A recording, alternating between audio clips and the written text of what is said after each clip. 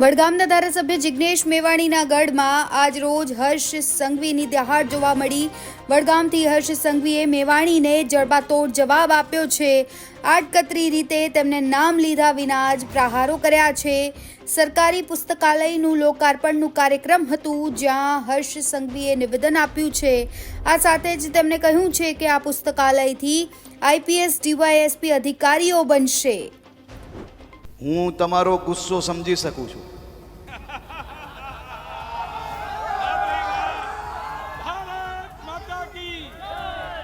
હું તમારી તકલીફ પણ સમજી શકું છું,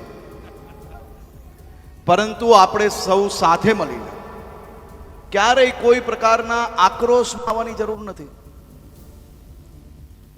સમાજ જીવનમાં તમારી બધી જ જરૂરિયાતો માટે ભૂપેન્દ્રભાઈ પટેલની સરકાર એ તમારી જોડે ઊભી છે। ફોન કરજો, અડધી રાત્રે આવી જઈશ।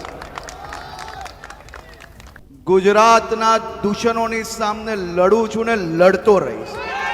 આ પુસ્તકાલય આવનારા દિવસોમાં અનેક લોકો DYSP, deputy collector, police inspector, સરકારી નોકરીઓ અને વિદેશમાં ભણવા અને ભણીને મોટા મોટા ઉદ્યોગપતિઓથી લઈને બધું બનવાનું કારણ એ તમારી આ પુસ્તકાલય થવાની છે।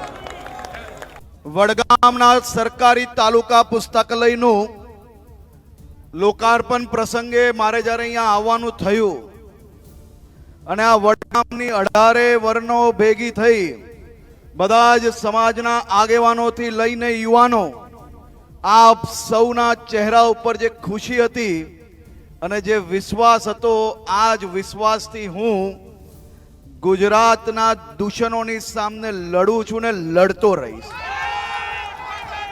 આજે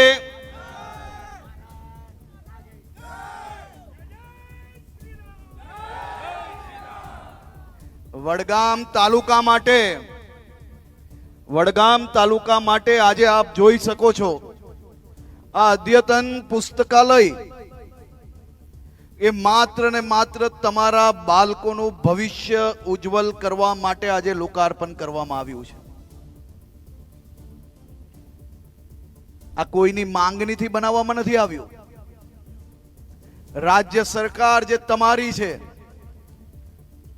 તમારા આશીર્વાદથી ચૂંટાઈને તમારી નાની નાની ચિંતાઓ એક પછી એક, તમારા તમામ જે વિષયો કે તમને નાની મોટી સુવિધાઓથી તમારું પરિવાર, તમારા બાળકોનું ભવિષ્ય ઉજ્જવલ બની શકે તે માટે આવા અદ્યતન પુસ્તકાલય તાલુકા કક્ષાએ બનાવી રહ્યા છે।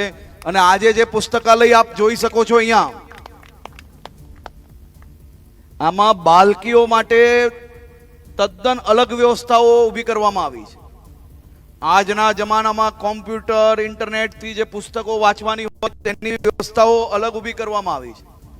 એક સાથે 160 થી વધારે વિદ્યાર્થીઓ, યુવાઓ અહીંયા વાંચી શકશે ને એમનું ભવિષ્ય ઉજ્જવલ કરી શકશે। આપણે વડગામમાંથી આવનારા સમયની અંદર આપણા દીકરા દીકરીઓનું ભવિષ્ય ઉજ્જવલ થાય તે માટે એક પછી એક આવી વ્યવસ્થાઓ જે કરીએ છે ને, આ વ્યવસ્થા તમે લખી રાખો। આ પુસ્તકાલય આવનારા દિવસોમાં અનેક લોકો DYSP, deputy collector, police inspector, સરકારી નોકરીઓ અને વિદેશમાં ભણવા અને ભણીને મોટા મોટા ઉદ્યોગપતિઓથી લઈને બધું બનવાનું કારણ એ તમારી આ પુસ્તકાલય થવાની છે। આપણે ગામે ગામ જે સુવિધાઓ પહોંચાડીએ છે,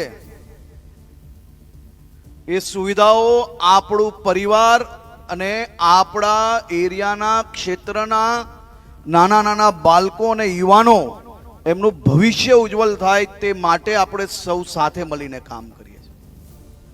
આપણા ગુજરાતની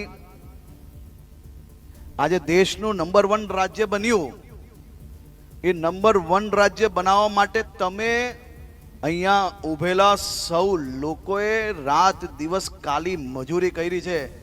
નરેન્દ્રભાઈ મોદીએ એમના એમ કહેવાય ને કે આખું જીવન એ આપણા ગુજરાત માટે ઘસી લીધું છે। આગળ પાછળ ક્યારેય કંઈ જોયા વગર કામ કર્યું છે। અને તમારા સૌની અને નરેન્દ્રભાઈની જોડીએ આજે ગુજરાતને નંબર 1 બનાવ્યું સાહેબ.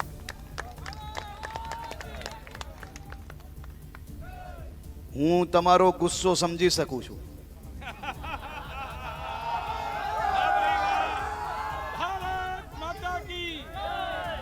હું તમારી તકલીફ પણ સમજી શકું છું. પરંતુ આપણે સૌ સાથે મળીને ક્યારેય કોઈ પ્રકારના આક્રોશમાં આવવાની જરૂર નથી. સમાજ જીવનમાં તમારી બધી જ જરૂરિયાતો માટે ભૂપેન્દ્રભાઈ પટેલની સરકાર એ તમારી જોડે ઊભી છે. ફોન કરજો, અડધી રાત્રે આવી જઈશ. તો આપ સૌને ફરી એકવાર